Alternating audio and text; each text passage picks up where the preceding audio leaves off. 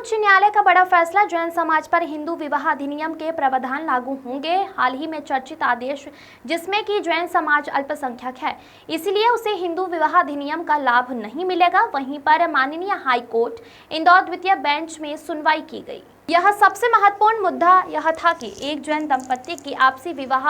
विच्छेद याचिका, जिसमें पत्नी स्वयं प्रैक्टिसिंग एडवोकेट इंदौर है की ओर से वर्षा गुप्ता एंड द्वारा प्रस्तुत की गई।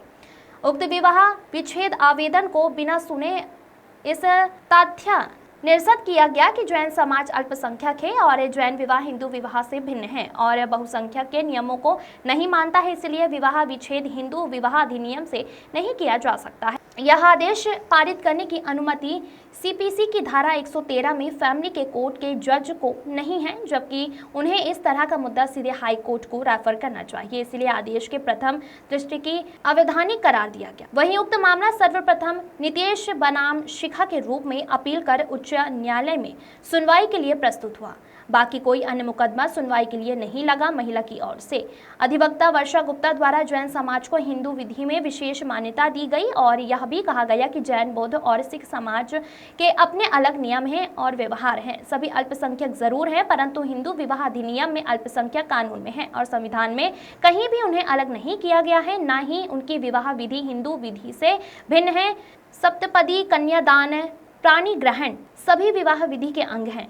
जो दोनों ही समाज के समान हैं। वहीं माननीय उच्च न्यायालय द्वारा खुले तौर पर इस बात पर एहतराम किया गया कि जैन समाज को हिंदू विधि का लाभ मिलना चाहिए, परंतु फैसला सुरक्षित रखा गया है। आज माननीय उच्च न्यायालय द्वारा उपरोक्त मामले में अंतिम आदेश पारित कर दिया गया है, जिसमें माननीय कुटुंब न्यायालय के न्यायाधीश द्वारा दिए गए आदेश को अवैसंवैधानिक मानते हुए वह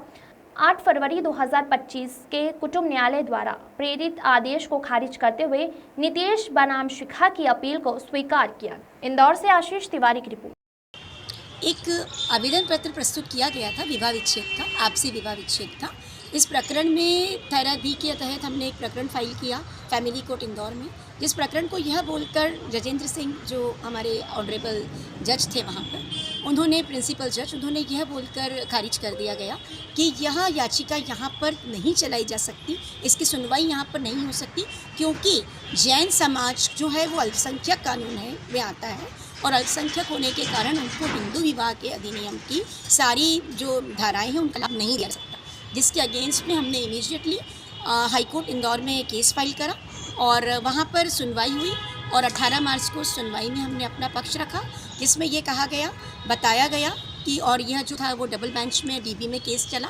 और उस समय जस्टिस धर्माधिकारी और कुलगांवकर साहब दोनों जज थे और उनके सामने ये सुनवाई हुई। इस सुनवाई में यह भी बताया गया कि माइनॉरिटी के जो अधिकार हैं, अल्पसंख्यक के कानून हैं, वो सिर्फ इतनी ही बात कहते हैं कि वहाँ जहाँ पर आपको अपने धर्म के बारे में जानकारी रखने का अधिकार है, पर ये नहीं कहा गया कि आपको दूसरे धर्मों से अलग रखा जाएगा या दूसरे कानूनों से विलुप्त किया जाएगा। नितेश शिखा के नाम से एक केस फाइल हुआ था जो आपसी सहमति से विवाह विच्छेद की याचिका फाइल हुई थी और उसी के अगेंस्ट में जब ये ऑर्डर हुआ तब हमने उस ऑर्डर को सेटिसाइड करने के लिए हाई कोर्ट में याचिका प्रस्तुत की और ये बताया गया मेरे द्वारा कि जिनवाणी में ये लिखा हुआ है कि विवाह विधि क्या, तो जैन विधि जो विवाह की होती है उसमें भी पाणी ग्रहण संस्कार होता है, कन्यादान होता है, सब कुछ होता है, तो वैसे ही वो विवाह किसी भी रूप में अलग नहीं है। और धारा 2 जो हिंदू विवाह के अधिनियम है और बाकी सारे अधिनियम है, उत्तराधिकार अधिनियम हो गया, आपका हिंदू विवाह अधिनियम हो गया और जितने भी सक्सेशन के राइट्स हो गए, इन सब में धारा 2 में यह क्लियर कट लिखा हुआ है कि